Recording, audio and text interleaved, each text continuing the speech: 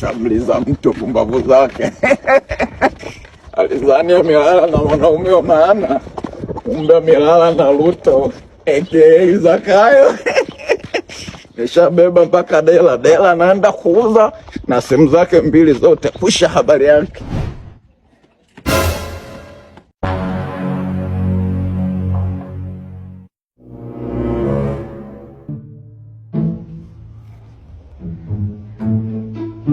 What?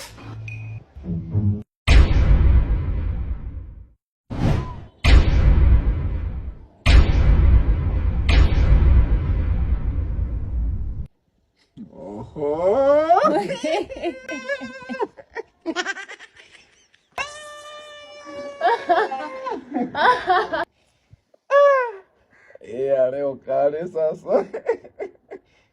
Nilikuwa najua nimeshamliza mtu, kumbe ashanisaula mpaka makoti yangu.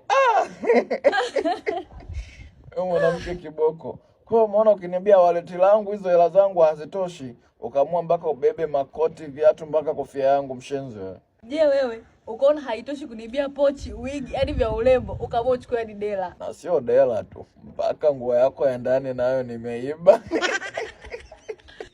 Umbavu zangu. Unajua mimi nilikuwa nashangaa nilipokuwa nakuibia pale, kila nikitafuta makoti yangu mbona siyaoni.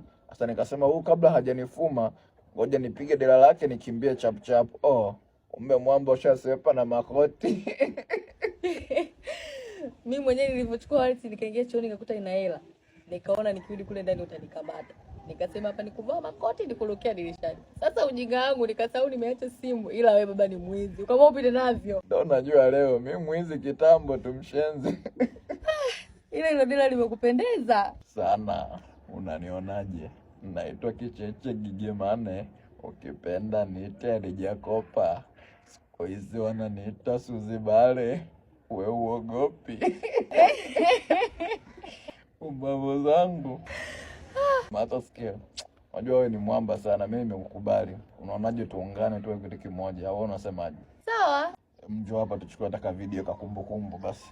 Haya, kuanzia leo kundi letu litakuwa linaitwa MTD, sawa? Sawa. Nikisema MTD unaitikia matapeli tulioshindikana duniani, sawa? Sawa. Haya, twende. MTD, matapeli tulioshindikana duniani.